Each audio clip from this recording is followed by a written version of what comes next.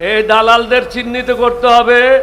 এখানে দেখতে হবে শুভেন্দুর কোনো ফলোয়ার আছে কিনা। এই গরুটা ক্ষমতায় আসার পরের থেকে বাংলাদেশের বিরুদ্ধে হুমকি দিচ্ছে, যুদ্ধ করব, দখল করে নেবে, এটা তোমার বাপের দেশ, তুমি দখল করে নেবা। মাননীয় প্রধানমন্ত্রী ইদানিং কিছু কাজ করেছেন, সত্যকে স্বীকার না করা এটা বেঈমানি করা। দুইটা তিনটা কাজ করেছেন যেটা প্রশংসনীয়, আমরা আপনাকে ধন্যবাদ জানাচ্ছি। কিন্তু আপনাকে সম্মুখে অনেকগুলি বিপদ অপেক্ষা করছে। এই বিপদ থেকে কিভাবে উদ্ধার হবেন সেটা চিন্তা করেন।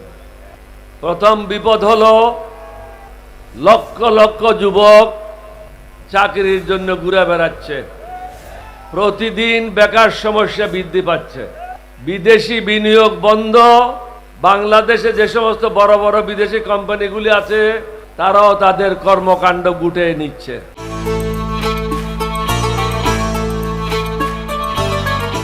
তাহলে আমাদের ছেলে মেয়েরা কোথায় যাবে?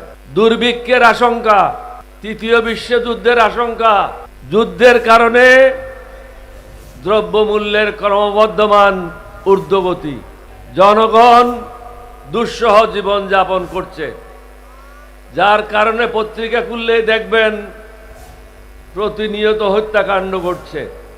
মানুষের মনে যখন অশান্তি হয়, মানুষ যখন সমস্যায় জর্জরিত হয়, সে তখন আর ডান বাম দেখে না।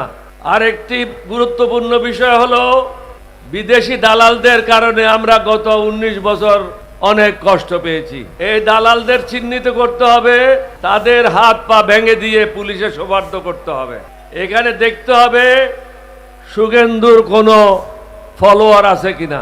এই গরুটা ক্ষমতায় আসার পরের থেকে বাংলাদেশের বিরুদ্ধে হুমকি দিচ্ছে, যুদ্ধ করব, দখল করে নেবে, এটা তোমার বাপের দেশ, তুমি দখল করে নেবা। আর আমরা যদি বলি আমরা আসাম, ত্রিপুরা, মেঘালয়, 7 সিস্টার সব দখল করে নেব, তখন কি বলবা? আমরা তো সেটা বলছি না। আমরা বলি যে আমাদের ঘরে আমাদেরকে শান্তিতে থাকতে দাও, তুমি তোমার ঘরে শান্তিতে থাকো, তোমার ব্যাপারে আমরা কোনো হস্তক্ষেপ করব না, এটা তোমাদের আভ্যন্তরীণ ব্যাপার।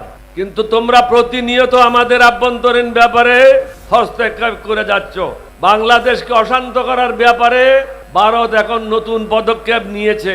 শহীদ রাষ্ট্রপতি জিয়াউর রহমানের সময় কাদের সিদ্দিকী সহ আওয়ামী লীগের অসংখ্য নেতাকর্মী ভারতে আশ্রয় নিয়ে ব্রাহ্মণবাড়িয়া থেকে আরম্ভ করে ময়মনসিংহ পর্যন্ত বর্ডার অস্থিতিশীল করেছিল।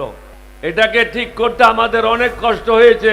তৎকালীন ভারতের প্রধানমন্ত্রী, উনার সাথে কথা বলে, উনি খুব ভালো লোক ছিলেন, ভদ্রলোক ছিলেন, উনি এই সমস্যা নিজেই সমাধান করেছিলেন।